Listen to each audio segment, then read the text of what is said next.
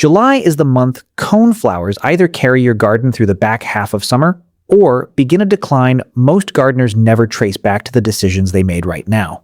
Almost every coneflower problem in July is preventable, not with products, not with complicated interventions, with 5 minutes of attention per plant at the right moment applied in the right sequence. Most American gardeners do one of two things with their coneflowers in July. They deadhead aggressively and assume that is the entire job. Or they walk past completely and decide everything can wait until fall. Both approaches miss most of what these plants actually need right now, and one of them, walking past without looking closely, can allow a disease to establish that has no treatment once it takes hold. Today I am giving you everything your coneflowers need in July. The deadheading technique most gardeners get wrong. The watering decision that differs for new plants versus established ones. The pest that requires daily inspection from the moment July arrives, and the most important thing to look for every time you walk past a coneflower this month, a symptom that requires immediate action and cannot wait until you have time later. Drop your US state or USDA zone in the comments right now. Coneflower management in July looks completely different in Zone 3 Minnesota than Zone 9 Texas. And I want everything I tell you today to apply where you are actually growing. I read every single one. Let's go. Task 1. Deadhead correctly. And stop cutting in the wrong place. The standard deadheading advice for coneflowers is remove the faded flower. That instruction is incomplete, and following it exactly produces a worse result than the correct technique that takes only seconds longer. When a bloom fades, most gardeners cut immediately beneath the cone, or snap it off at the nearest convenient point. That leaves a bare stem above the plant with nothing productive happening on it. The correct technique follows the spent stem downward to the next lateral bud, developing side flower or active branch point. Cut just above that point. You are not just removing the old bloom. You are redirecting the plant's energy into the next flowering point already developing below. The difference in continued bloom production between these two techniques is visible within 2 weeks. Do not deadhead every bloom. Leave the strongest, most well-formed cones on each mature plant as the season progresses. Those seed heads feed goldfinches from October through February. A coneflower garden completely deadheaded through July and August has no wildlife value from September through spring. Deadhead early faded blooms to encourage more flowers. Leave strong late-season heads for the birds. That balance is the complete strategy. Tell me in the comments, do you leave coneflower seed heads through winter? Or cut everything back in fall? Drop your state below. I read everyone. Task 2. Water based on what the soil tells you. Coneflowers are drought tolerant. That is true for established plants and completely misleading for newly planted ones. And treating both the same way in July causes one of them to suffer unnecessarily. An established coneflower has a root system that extends well beyond its original planting hole and accesses deep soil moisture that surface conditions do not reflect. Before watering an established plant, push a screwdriver or finger 6 to 8 inches into the soil. If it is still cool and moist at depth, the plant does not need water today regardless of how dry the surface looks. If it is dry all the way down, water deeply and slowly. Then leave it alone until the soil dries again at depth. A newly planted coneflower is a completely different situation. A plant installed this season has roots still confined largely to its original root ball. In July heat, a first-season coneflower may need water every 2 to 3 days depending on zone and soil type. Check them frequently. Do not assume because established plants in the same bed are fine that a new plant installed in June is equally fine. Container coneflowers dry faster than anything else in your garden. Check daily during heat. Never leave them in standing water. One rule that applies to every coneflower in every situation. Water at the soil surface only, never overhead. Wet foliage in warm, humid conditions is the setup for every fungal disease on this list. If you are not subscribed yet, hit that button right now. Real zone-specific perennial knowledge every single week. Free. 2 seconds. Do it now. Task 3. Inspect every unusual flower immediately. Aster yellows cannot wait. This is the most important task on this entire list. More important than deadheading, more important than watering.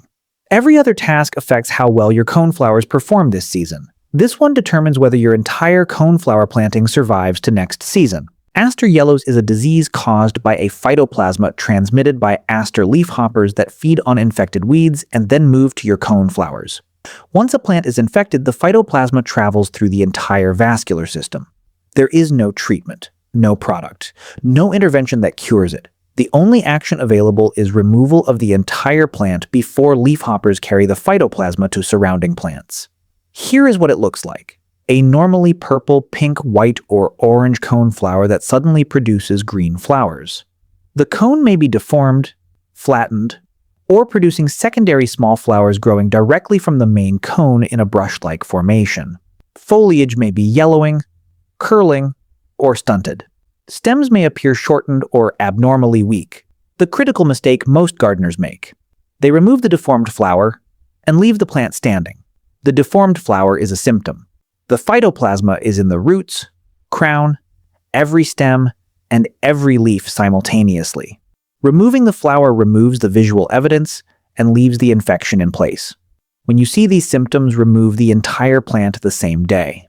Dig it out completely, including as much root as you can access. Do not compost it. Bag it for the trash. The phytoplasma does not persist in soil once infected material is removed. Hit the like button right now.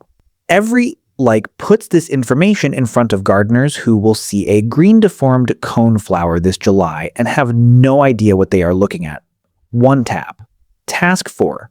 Know the difference between aster yellows and rosette mites. Rosette mites produce symptoms similar enough to aster yellows that misidentification is common, and the two conditions require completely different responses. Rosette mites are microscopic areophyid mites that feed inside developing coneflower buds. They produce strange tufts or green bristle-like growth from the top or center of the cone. The damage is concentrated at the cone. Surrounding foliage stays normal in color, stems are not stunted, and the overall plant structure is not affected. Aster yellows affects the entire plant. Foliage yellows and curls, stems shorten. Multiple flowers on the same plant show deformity. The plant as a whole looks wrong, not just one cone with unusual growth. If damage is isolated to the cone with otherwise healthy foliage, suspect rosette mites. Remove and destroy affected flower heads, do not compost, and the plant stays. If damage extends into foliage, stems, and overall plant structure, with yellowing, curling, stunting, suspect aster yellows. The entire plant comes out. When you cannot determine which condition you are looking at, contact your state university extension plant diagnostic laboratory. That confirmation is worth the effort when the correct responses are this different. Task 5. Start Japanese beetle control the moment you see the first one. Adult Japanese beetles emerge in late June and early July across most of the eastern United States and feed actively through August. They are drawn to coneflowers specifically, and they feed in groups. Aggregation pheromones attract more beetles to any plant already being fed on. Early control when populations are small is dramatically more effective than managing a large established infestation. The most effective control costs nothing. Hold a container of soapy water beneath each coneflower bloom in early morning and tap the beetles directly into it. Beetles are cool and slow before the day warms. They drop rather than fly when disturbed. 5 minutes of early morning hand-picking through the first 2 weeks of July reduces the population feeding on your coneflowers more effectively than most spray treatments. Do not place Japanese beetle pheromone traps near your coneflower beds.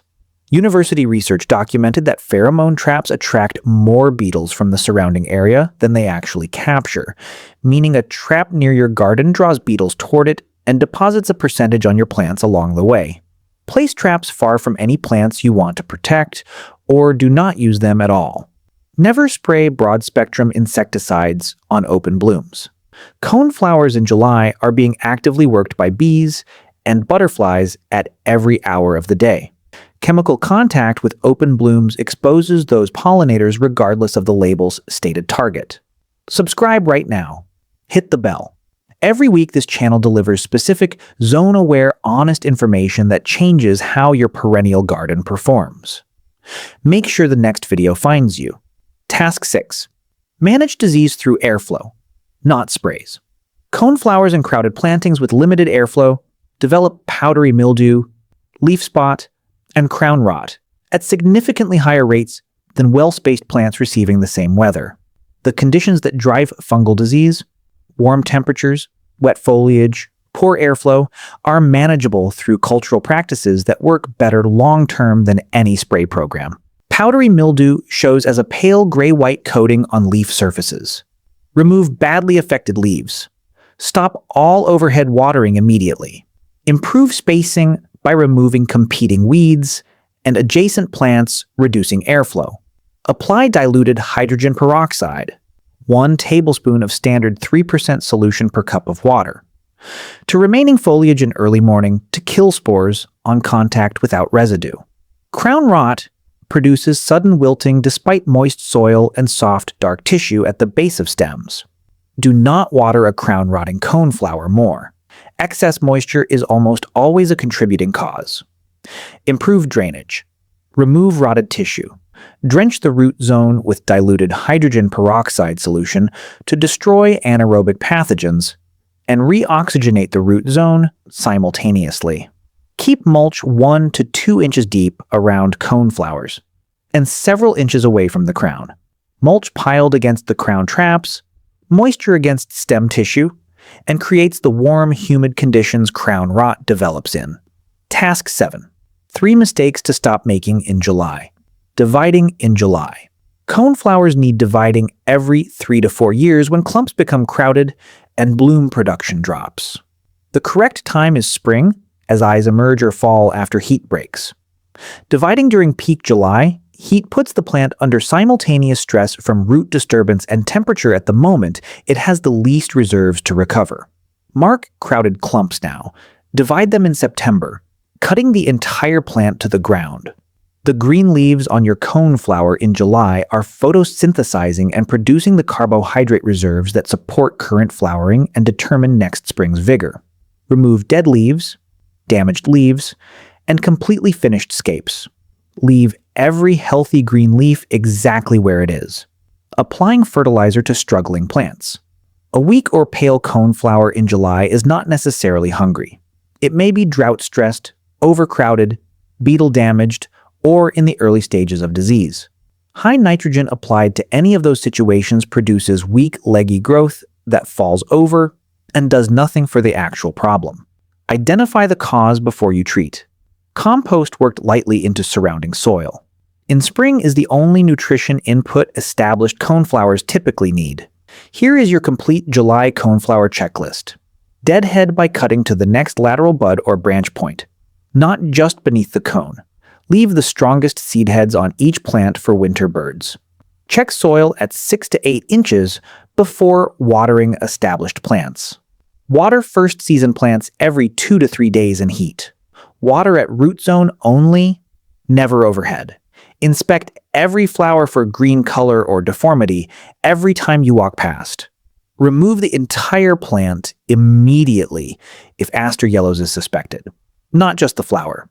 Distinguish rosette mite damage from Aster yellows before deciding on removal. Hand-pick Japanese beetles in early morning daily from the moment you see the first one. Never place pheromone traps near the coneflower bed. Manage fungal disease through airflow and hydrogen peroxide, not sprays on open blooms. Do not divide in July. Do not cut to the ground. Do not fertilize before diagnosing the cause. July determines whether your coneflowers carry your garden through August and September or decline before summer peaks. The plants in front of you right now are telling you what they need. The only question is whether you are looking closely enough. Subscribe right now if you have not already. Hit the bell. Drop 2 things in the comments before you go. What state or zone you are in, and what your coneflowers look like right now. I read every single comment. Your answers shape the next video directly. Now go inspect those flowers before anything else today.